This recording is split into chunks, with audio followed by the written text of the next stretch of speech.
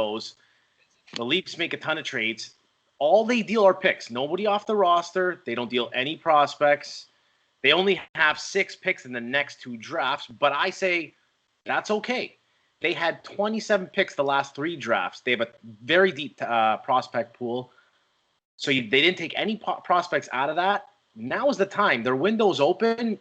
Picks are just picks. You don't know what they're going to be. And you got to wait how many years for them to finally be able to join your team. I mean, look, they drafted Sandin, 3 years ago? Liljegren 4 years ago, and they're still not on the team yet. So if you're going to develop guys right and you're not going to rush them, it takes time, and their window's open right now. I don't really care about the picks. I think Kyle did a great job of adding to the roster without taking anybody out and keeping the prospect pool exactly where it is. Yeah, I think that was well said, Joe. I think the thing you understand too is, you got to look at the body of work from Dubas. It's, he tends to bring in free agents from Russia. Do they always pen out? No, but yeah, you hit on 1 every 5. That's found money, right? And that's number 1. Number 2, he signs a lot of guys the AHL contracts that start off with the Marlies. That some of them do tend to make their way up to the to the main team, and these are not old guys either. They're in their early 20s. So there are other ways to get or acquire assets. The other thing too is with Dubas, worry about the picks at the draft day. I'm sure there's going to be times where you can actually move a guy for picks, like a guy like, let's say, like Nick Patan or something. You can probably get a 6 out of it. And just in general, you can still move guys off your roster. Kyle Dubas move, trade down, and acquire an extra pick here and there. Right? Exactly. So people need to just chill on the picks, because that's the reason why you have picks, is at some point, if you think you got if your window's open, and as I think we've talked about quite a bit, this is probably their best year to at least get to the Final Four. At some point, you got to push everything in. And, I think what I really liked about, what Dubas was able to do, especially looking at the list that you mentioned, was it wasn't essentially bringing in any body, any skill level. It was bringing in the right fit. He brought in things that this team lacked. And I think for the fit, I think Nick Foligno was, how many people said it? He was the best fit that they could see. That what they lack is, that playoff grizzled veteran who can still play, gets in your face, some sandpaper, who can play in your top 9, seamlessly. And that's what they brought in. So I think, over Taylor Hall, who, people don't understand that he had control of where he was going. He wasn't coming to Toronto. So everybody can get off that boat. You got to look at the right fit. So I really, I give Dubas credit for that, and insurance on the goaltending. Freddie still could come back. But if you look at the Avalanche from last year, they were 2 goalie injuries away, and they had Michael Hutchinson starting the final, and that was the Final Four, something like that, or second round. That can't happen this year. So nobody can complain that Dubas is going for it, and I think he did a great job in that. And we'll see how it comes together. Probably got another week before we see how this team looks for real. So you mentioned Taylor Hall, because that's been the big debate since the trade deadline has come and gone. Is that should the Leafs have gotten Taylor Hall instead, who was acquired for much less than what the Leafs used to give up to get Foligno? I'm not sure if I buy the whole Taylor Hall wouldn't have gone to Toronto. He only wanted to go to Boston. Do you really think a guy from Ontario who wants a chance to win would not come to Toronto? I call BS on that. I think it was a matter of the Leafs weren't interested. And, Kevin Adams, the GM for the Sabres, probably said, here's the list of teams that are interested. Which one you want to go to? And it's his call. He earned it through his contract. And he said Boston, and then all of a sudden that takes all the leverage that the Sabres have out of it, and they get a second-round pick for him. I think Foligno fits this roster better. I don't think they needed another Taylor Hall. I think all 3 of us could agree to that. Bobby, you want to speak to that? Yeah, totally. Right? We all said if they can get another Zach Hyman, that would be ideal. Now, I'm not sure Nick Foligno is as good as Zach Hyman at this point in his career. He's 33 years old, but he's that type of player. And in the playoffs, the neutral zone gets clogged, the middle of the ice gets clogged. You need guys that are going to go into dirty areas and make stuff happen. And they didn't have that especially last year. So Foligno will bring that. Yeah, I just think this team, you're paying all those guys to score. I mean, for me, I talked about balance in life and in sports. This team has talent. They have scoring, which is what Taylor Hall brings. They needed that sandpaper. I thought that was the best addition of the day. There are people that are mad they got Foligno over Hall. They shouldn't be upset at all because it just, like you said, fit. The fit matters. People that are complaining about how much they gave up, again, you guys have heard me talk about on this pod. Don't worry about 2025, 2026. Worry about 2021. That's what I would say to Leaf fans worrying about that draft pick. Who gives a crap? You got your guys locked up. You got your big boys signed. You find guys later in the draft. For me, the Leafs' 2nd to 7th round picks are much more important than their first rounders. And I thought they did a good job of adding Foligno. I know Frank loves what the Leafs have done after that. I still don't believe in this defense core. I think there's a lot of holes. I think that Leaf fans are kind of missing the point on the defense, but they did a good job of upgrading. They're a better team today than they were 3 days ago. And they've had very little to no injuries on the back end, knock on wood, right? So hopefully that continues, but they really haven't been tested in that end. I disagree with you there. I think the defense has come a long way. I wouldn't say they're like a top 5 defensive unit in the NHL, but definitely good enough with this forward group, I think, to win. I think when we see them play better competition, we're going to see the real Justin Hall. Listen, the problem with Justin Hall, I liked him last year at the beginning of the season, and then I saw him play in the playoffs, and I said, this is the worst defenseman I've ever seen play. And again, it was at the beginning of the year. He looked good, and then come playoff time, the question is, do you trust him? He was awful in the playoffs last year. Awful. Yeah. So I'm willing to give him I'll a agree with that. because Muzzin got hurt. They just hadn't played in like 4 months off. He's been really good this year. And he's played against the top competition in this division. You could say all you want about this division being maybe weak or whatever. This division has a lot of offensive talent, and him and Muzzin have been the top pairing against that offensive talent. McDavid, Draisaitl, Ehlers, Wheeler, all these guys.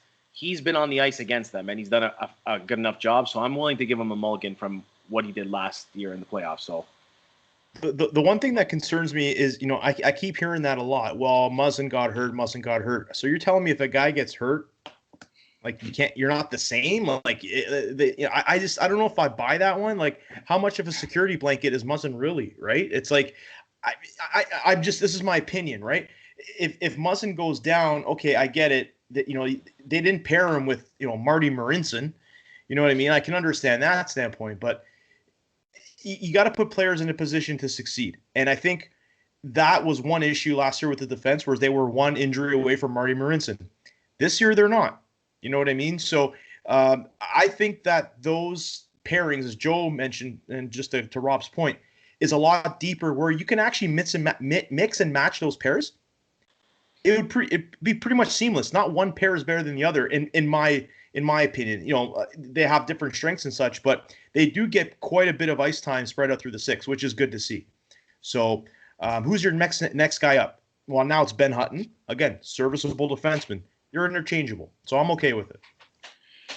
I've seen Ben Hutton play a lot. I don't know if he fits this team. Like, I saw him play in Vancouver. He was reckless. He was really like a really poor man's Darnell Nurse. That he didn't know when to jump. He thought he was an offensive defenseman, but he really wasn't. I don't know if he fits well into this team. Oh, we got one of those. His name's Morgan Riley. Yeah. Here's my Ben Hutton analysis. He is there if one of the guys on the bottom pair goes down. He's a bottom pairing guy. Yep. If one of the guys on the top 2 pairs goes out, they're most likely going to put Sandin, which is a little scary because he hasn't played a lot of hockey the last year. He's just coming off a new injury too. Or Liljegren, who's looked really good with the Marlies. That's what I'm thinking there. Yeah, listen, there's nothing wrong with having insurance. As long as he doesn't play, I think it's okay. Back to the Hall thing. I would love to give him a pass. The problem is the dude's 29 years old. Like, we're not talking about a 21-year-old kid that it was like his first playoff. It's his first kind of kick at the can. We're talking about a guy that's seasoned. Maybe he doesn't have the NHL experience. That's why I'm sitting here going, I don't know if I trust him. Now, maybe he'll change my opinion, but I just saw this last year where at the beginning of the season, I was like, wow, this Justin Hall guy is really good. And in playoffs, he was just off. Like, he was the one with that change. I feel like we already forgot about that. The worst NHL hockey change I've ever seen from a left side defenseman. I've never seen a change like that before. So it's just hard for me to forget that. I'd love to talk about the other winners and losers of the day. Absolutely, yep. I think the loser is going to be no surprise because I think a lot of people said they were the loser. I got Carolina.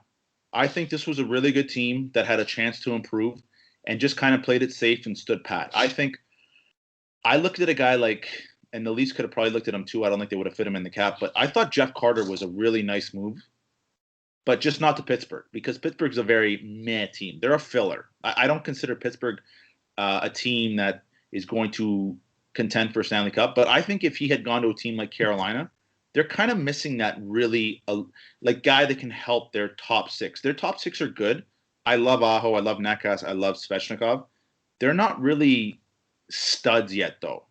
And I think they needed a little more help. The defense is great. The goaltending probably could use some help, but I think up front they could have used a guy like Jeff Carter, and I think they were the big losers of the day.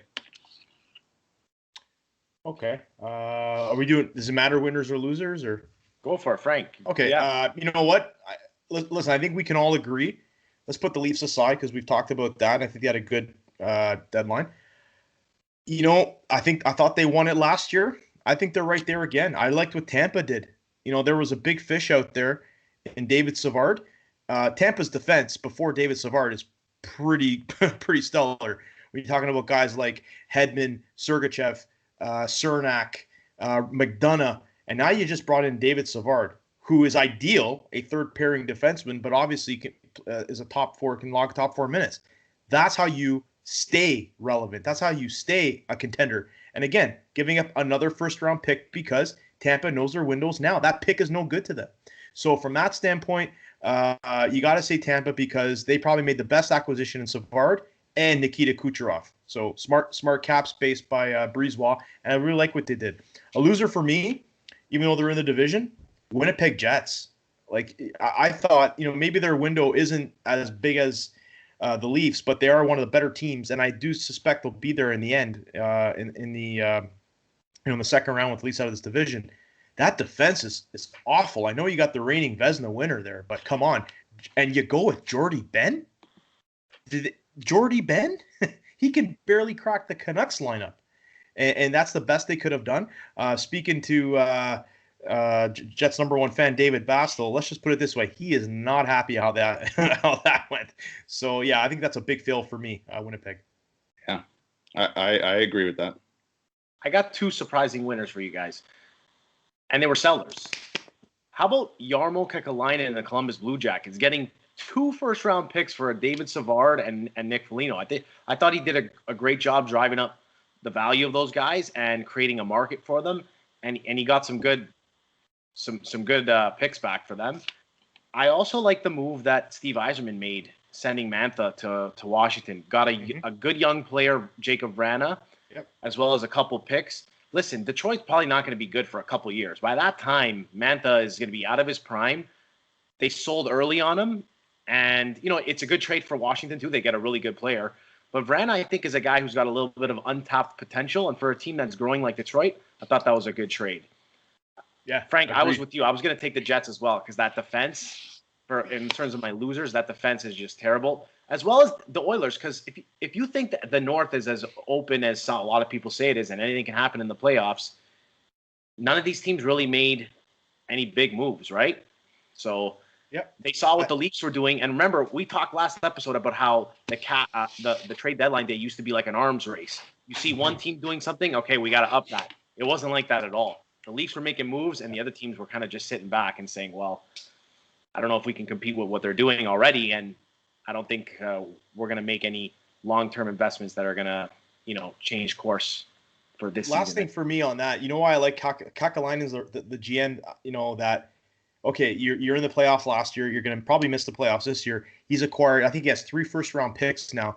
That's the type of GM where he can take 1 or 2 of those and go get somebody off a roster during expansion. Like, he has ammunition to say, for example, go to Calgary and grab Monahan or Goudreau for a first. Like, he has that to now add to his roster. He's got to get rid of his coach first. But he's the type of guy who doesn't, he doesn't sit back. He's not going to go through a rebuild. He's going to add some firepower to go with Laine. So that's why you're right. Kakalainen's a good example of a winner that could potentially turn into something bigger. What do you guys think of if Tampa's the Stanley Cup favorite, this team is the other Stanley Cup favorite. Colorado did nothing. They stood pat, which they have every well, reason. They added a goalie. They added a goalie, another goalie, okay, but fair enough. Dubnyk, who's been terrible the last couple seasons, but for the most part, they didn't really add anything. Could have probably used. No, they didn't need it. They could have used. No, I mean you're right. I agree. I think they could have used the defenseman, but now I think they're worried about playing with the psyche of those D-men, because now you're knocking guys down the lineup. I know everybody's picking Tampa, and they're the clear-cut favorite. I got a team that I think was a big winner, and Joe, you kind of touched on it. Maybe not next year, but I like that deal for Washington. Me too. I think Mantha. Yeah. I know everybody's blowing it up, and maybe in a year or two, this comment might not age really well. I think Mantha's going to fit in really well with that team, and they just got a good trade for both teams. Yeah, he scored already, by the way. He scored in his debut. 2. I think he got 2 tonight. So I've always liked Mantha. I don't think he's a great player, but he's a big boy that can move. And now you're putting him on that team that's already got some big boys. I really like Washington. I think it'd be, if we had to take Tampa out, because I think they're the unanimous number one for everybody else, I think Washington's the next favorite behind. I think they're ahead of Colorado. I would trust Washington over Colorado.